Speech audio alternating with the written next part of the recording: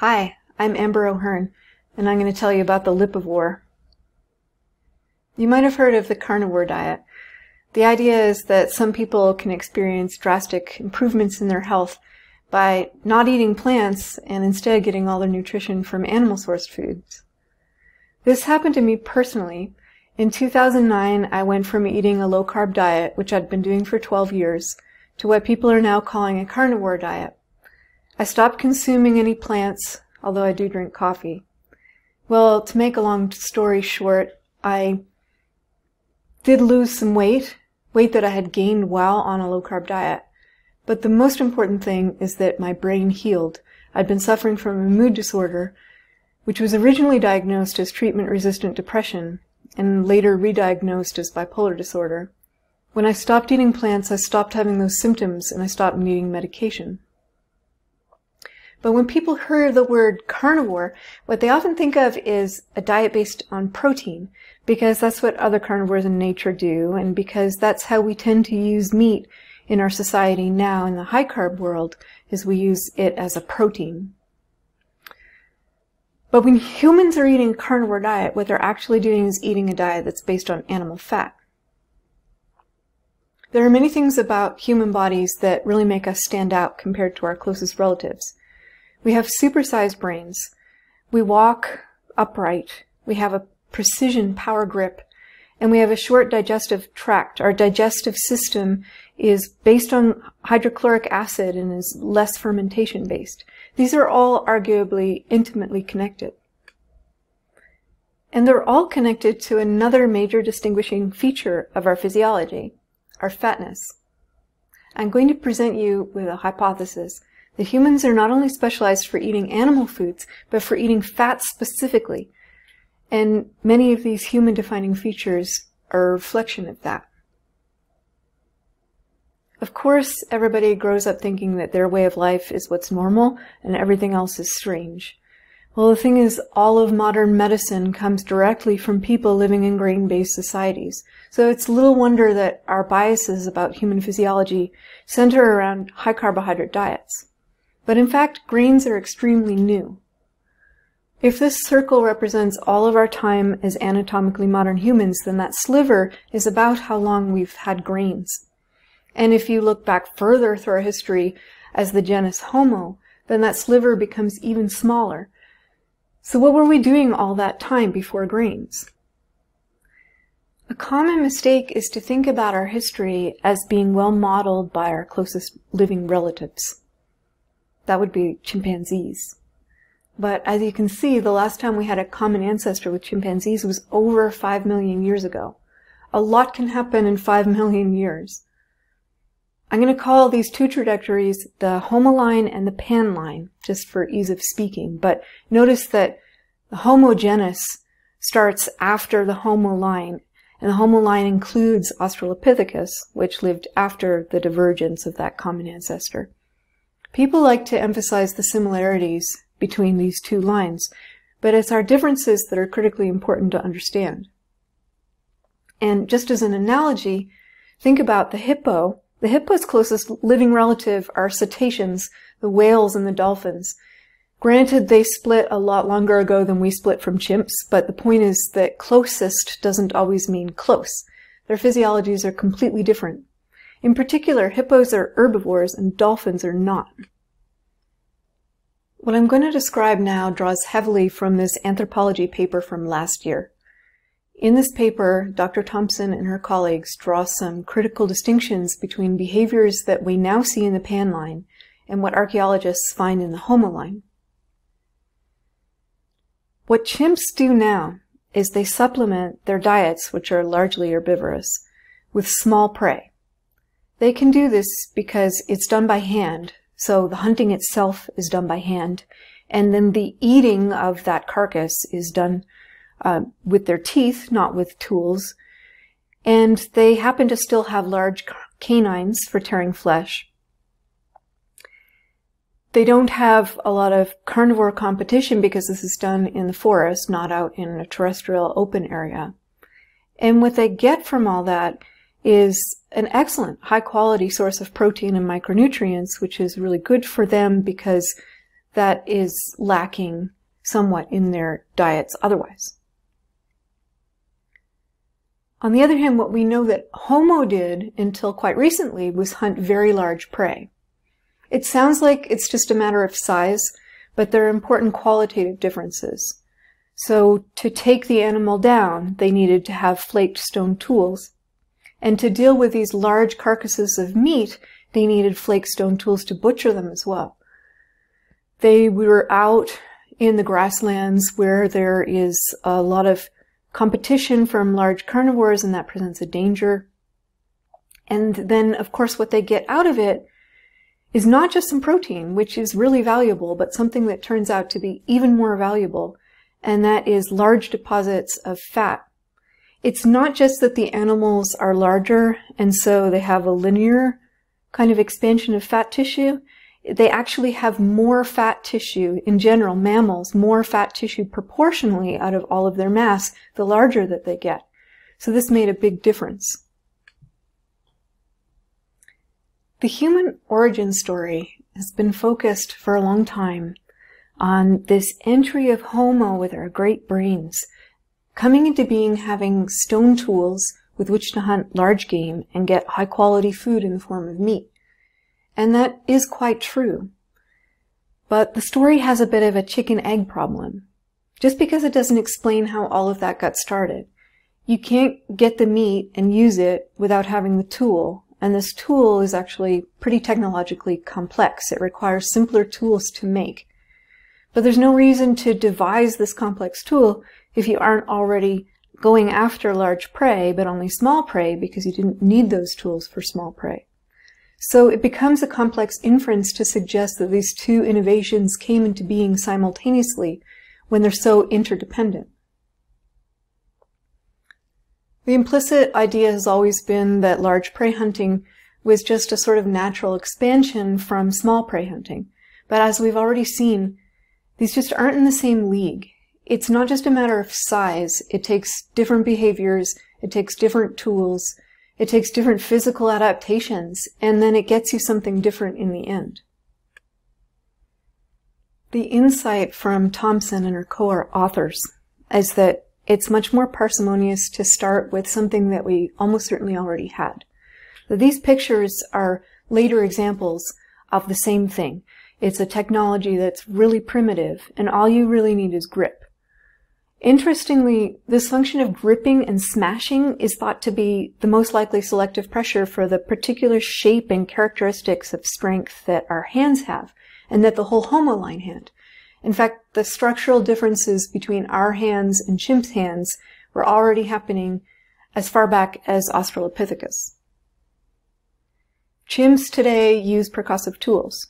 They use them to get into nuts, for example, and early hominins probably did that too, like is being depicted here. What Australopithecus was probably doing, that chimps definitely don't do, was scavenging for bones and skulls and breaking into them with these percussive tools. These are the parts that are left over because carnivores can't typically get into them. Percussion is great because it gives us access to this inside bone nutrition. It's fat. It's high energy. If you're talking about inside the skull, you've got brain-specific nutrients because, of course, what's in the brain is what the brain needs. It's got persistence more so than the meat on the outside of bones because it's sheltered, being encased in these bones from bacterial infection, so to speak, so that the safety of eating it lasts for longer. And it's portable in the sense that early hominins started already having adaptations to be able to carry more loads, carry them farther. And so if they were able to carry this tool and have it while they're foraging, that enables them to have greater access to things they're finding. Or, on the other hand, they could pick up bones and skulls and take them back to a tool site and then use them from there.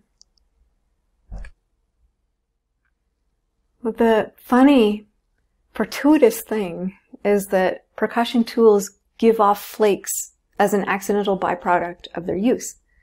This actually happens to chimps when they're using them, but they don't seem to pay any attention to it. Presumably that's because it's irrelevant for their purposes. But imagine if you're working with some bones. You've got this carcass that has a bit of meat attached to it, and you're trying to get inside it with a percussive tool. And as you're working with it, over and over, the very thing that would actually help you make use of that meat keeps dropping into your own lap. Eventually you're going to notice. So now we suddenly have a compelling, succinct explanation of how we got to the hunting stage. Once we're in a position that we're already regularly relying on large animal carcasses as an important, significant part of our foraging strategy, and we're regularly coming into contact with something that helps us butcher meat that's sometimes attached to it, it almost seems inevitable that this progression would happen. And it has nothing to do with small prey hunting. It doesn't happen from the small prey hunting. It only comes through that scavenging pathway. And remember, the impetus here is fat. The gateway is always fat. So that's our first cornerstone. We've got the homo-predatory pattern of fat-seeking that's bootstrapping the brain growth, the intelligence, the use of tools, and the going after meat. So now let's look at something else. What's so special about fat? For humans as we are now, fat isn't just convenient and easily digestible. It's one of only 2 choices that we've locked ourselves into as a species that have these properties. If we look at herbivores and carnivores, they're both getting most of their energies in ways that we don't have the ability to make very much use of. Specifically, herbivores eat grass and leaves and other plants that are mostly fiber. They don't technically digest this because no vertebrate animal can digest fiber. But certain parts of the digestive tract can house microbes that actually do digest fiber, and the result of that digestion is fat. It's a special kind of fat, short-chain fatty acids, and that's what herbivores use for energy. This diagram shows that there are only a few different places in general digestive tract that a vertebrate can have these fermentation centers. If you look at ruminants, they typically have a fermentation chamber ahead of the stomach in the digestive tract. So that would be like your cows who are said to have 4 stomachs, for example. It's not really stomachs, it's a place for fermentation. Other kinds of herbivores typically have them after the small intestines, so you have the colon and the cecum that are providing this function.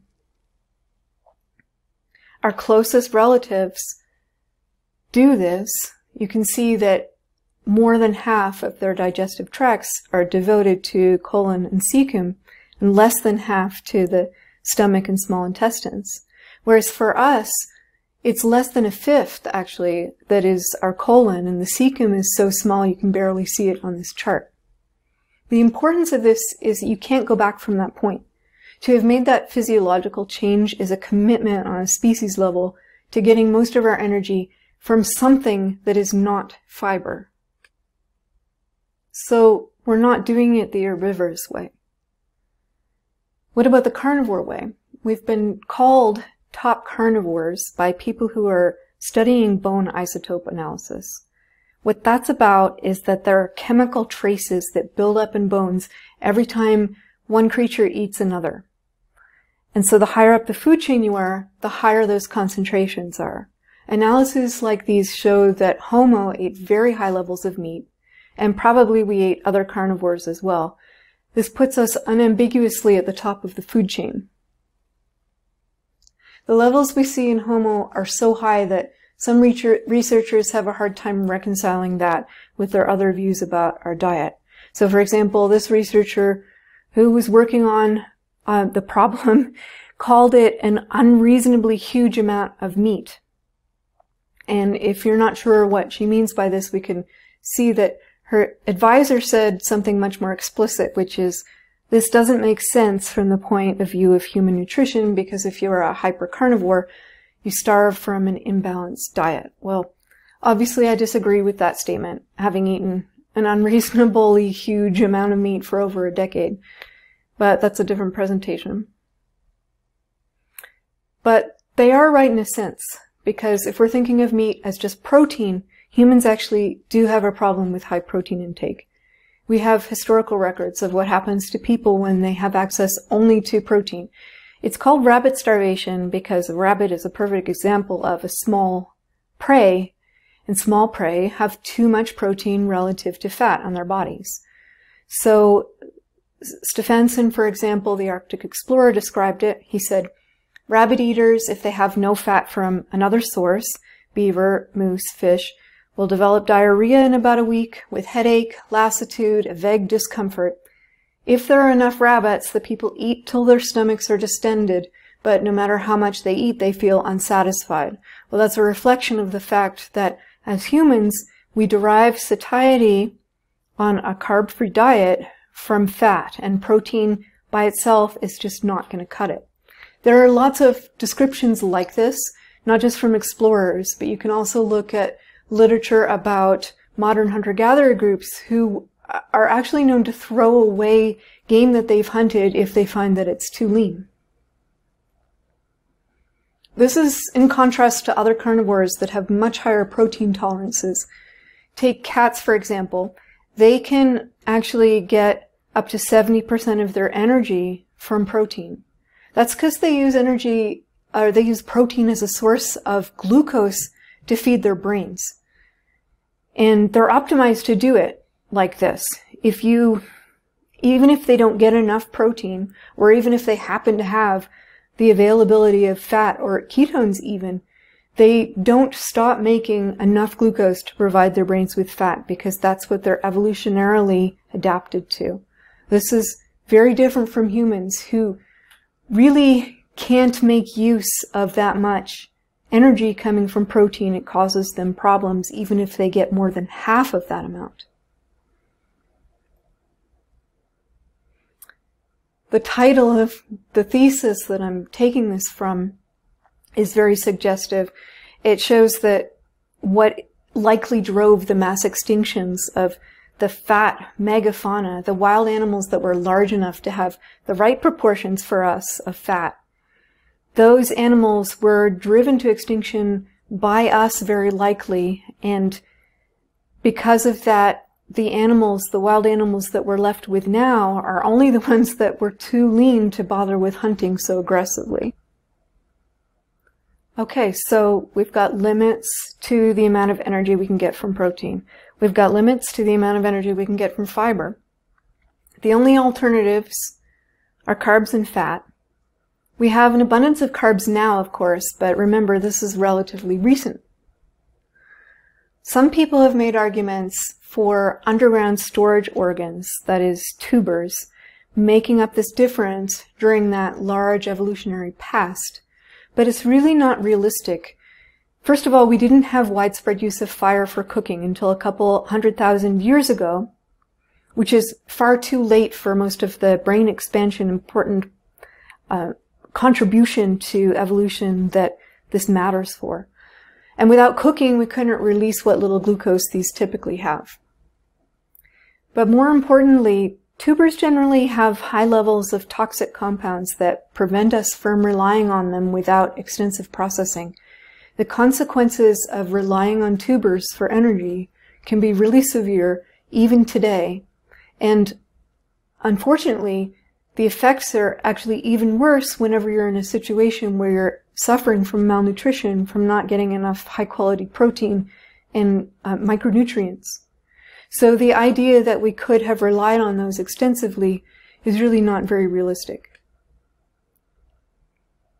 So these energy constraints on fiber and protein that are physiologically imposed and the environmental constraints on carbohydrates really leave us little room for any other hypotheses about where we were getting our energy than the animal fat long after our bone scavenging beginnings.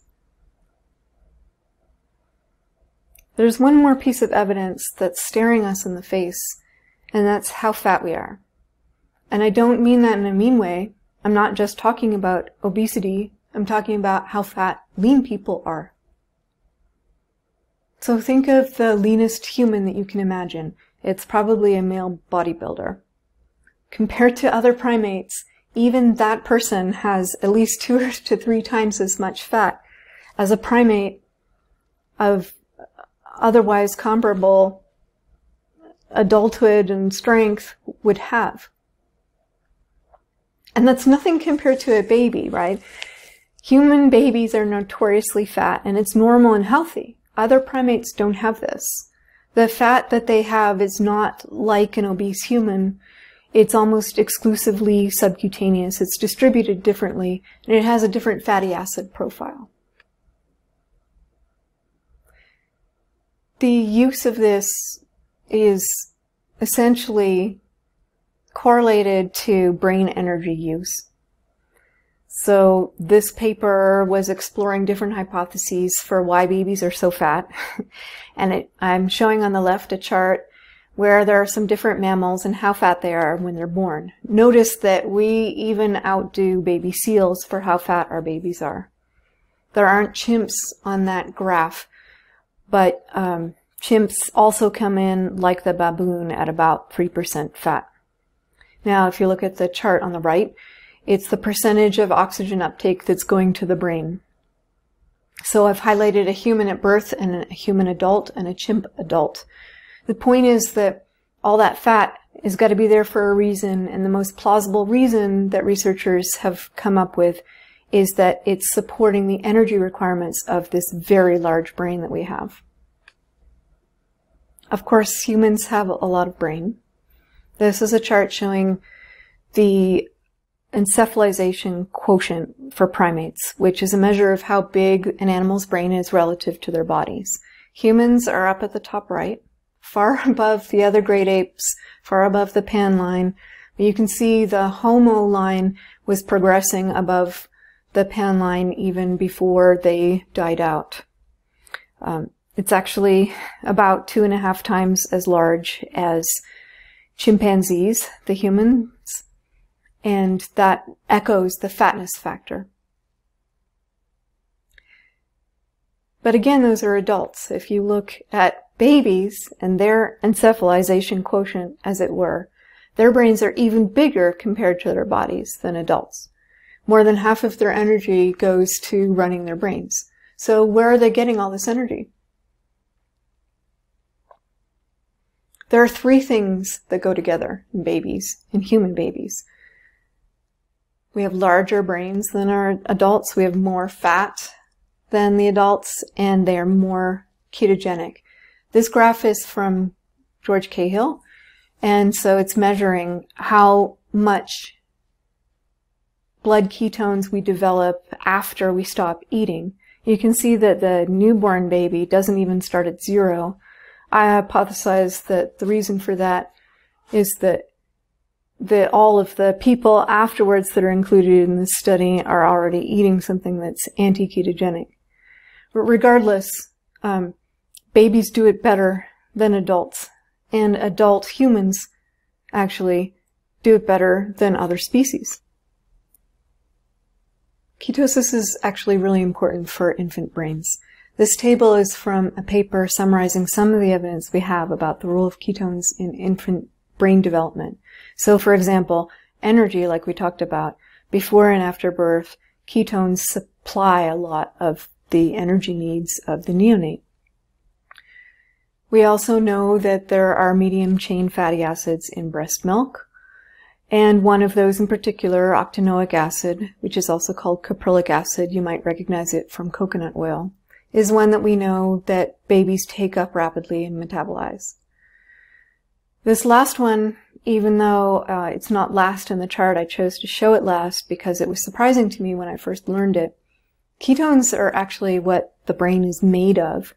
See, the brain's made of fat and cholesterol, of course, but the blood-brain barrier prevents most of those from getting through. And so ketones act like a transport form of fat that goes across the blood-brain barrier and then is used to reconstruct fat and cholesterol to make the brain out of. The thing to understand about ketosis is that in other species, it's an adaptation for starvation. But in humans, it really transcends that. You'll hear or read papers that are talking about ketogenesis, and even now they'll often have an introductory section that describes what ketogenesis is, and they'll say it's a adaptation for an alternative fuel for when we're starving. But that's really an outdated view, in my opinion. In rats, starvation can be shown to be adaptive because, for example, the enzymes that allow ketones to be used as energy in the brain increase in their amount and in their activity under starvation. But at least according to Stephen Cunnane, that's not the case at all in humans. In humans, those enzymes are already as active as they're going to be and as abundant as they're going to be, whether you're starved or not, because your brain is always ready to supply energy to itself via ketones. The only limiting factor is supply, and the brain will take up just as much ketones from the blood as there are circulating. But we're also different in supply. Humans are unique among the species as far as I know, as far as I've studied. I've looked at, for example, migrating birds, bears, camels, felines, cetaceans, dogs, and rodents. Some of these animals use ketones and some of them don't, but humans are the only ones that I know of that can reliably get into deep ketosis with no calorie restriction whatsoever, and not only full protein needs met, but sometimes as much as double as our minimum protein needs. No other animal that I know of does this. We know this, for example, we used to think that in order to get therapeutic levels of ketosis for example, for epilepsy, we had to go on a very limited protein diet, limited in protein, I should say, sometimes also limited in calories. But we now know that many people are able to get seizure relief with no limitations on protein at all.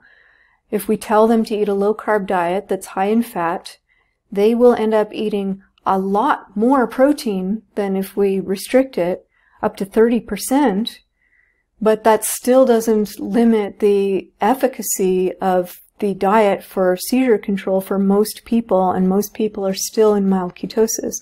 That's very, it's very telling, I think. To generate ketones, it doesn't just require having a low carbohydrate level, but it requires high levels of circulating fat. If you're not ingesting fat, or you didn't just ingest it at a given moment, then you have to get it from your fat stores. And the amount of fat that you can release into the bloodstream at one time is directly related to how much fat you're carrying on your body. So that means the more fat that you're carrying, the more ketogenic capacity that you have. So it's my guess that the reason that we as a species are so fat, even as adults, is exactly to support high levels of ketosis. If you're really lean, like a chimp, I would predict that you wouldn't be able to support a brain of our size with just ketones in an ongoing way between meals while you're fed and while you're growing.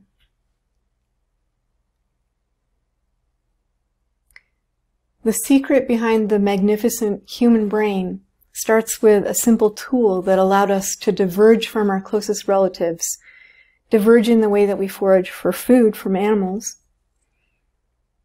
The supply of fat that we got was so central to our behavior that we were able to safely drop our reliance on fiber, even though our genetic history didn't allow us to replace that with an ability to make use of protein for energy, and even though the carbohydrate sources were limited and unreliable. To make this transition, we developed an enhanced ability to store fat, to generate ketones, and to use them not just under starvation conditions, but under mundane, non-starving conditions. Therefore, I dubbed the human the Lipivore. Thank you. Nice talk from Amber. She's been carnivore for a long time, 11 years. So it certainly doesn't look too unhealthy, does she? A couple of interesting things. I mean, we're fatter than baby seals. I mean, that blew me away. I thought baby seals were full of fat and blubber. Yeah, well, and to be fair, though, we certainly make up for it with our brain size. And I think the key point that Amber's making quite effectively there is that our brains rely on a ketogenic state, which is essentially an intake of fat. So, our brains are quite literally made of ketones, which is, I think, quite incredible. And when she presented some of the data on newborns, more than half the energy in a newborn goes to running the brain. And obviously, a lot of that energy comes from ketones. And breast milk, as we know, is full of fat. And basically, breastfed babies are pretty much in ketosis, aren't they? Absolutely, and certainly she showed that in the graph there of how quickly newborns can enter ketosis. I mean, that's and it makes logical sense. The ketones will cross the blood-brain barrier and be reconstituted into fats, which build the brain. So in that phase of life when the brain is undergoing absolutely rapid growth, state of ketosis is very, very desirable. But I certainly think that Amber's really hit the nail on the head there, that we certainly shouldn't fear fat, and certainly as far as our mental health go, and full credit to Amber for bringing this to the forefront, the state of ketosis is certainly desirable. And of course, we tend to wean babies off onto the high sugar content food, and we lose all the benefit of that ketosis. I mean, this is just amazing. I mean, we all know the story of Professor Tim Noakes and the hassles that he got after a tweet talking about baby food. But the simple fact is, if you go and have a look at the aisle in your supermarket on baby cereals and things like that, they'll sort of say, supplemented with added iron and folate and so on and so forth. Well, if it was actually a real food, would you actually need to have everything supplemented? I think we've really moved away from our weaning diets, perhaps of what we may have evolved to consume. Yeah, you just see so many ready-made packs and so on for infants and toddlers that are just full of sugar and grains, really. And, that can't be healthy after being in ketosis all this time and having healthy breast milk, and all of a sudden they get weaned onto the exact opposite. I struggle to see where our dietary guidelines, they make this distinction at 2 years old. Well, there seems to be a point in time where full-fat milk is recommended, and then all of a sudden, snap, and we start to recommend low-fat products and low-fat milks. And I just wonder, it's just so arbitrary and nonsensical, and I personally don't understand how it's become so well accepted. Well, there's certainly no science behind it. That's clear. All the science says that that full fat is much healthier than low fat. That's all obviously a throwback to those to the Ansel Keys days and the dietary guidelines and the obsession with fat that has ruled Western society for the last 40 years with disastrous consequences. Anyway, we'll leave it at that. An interesting talk.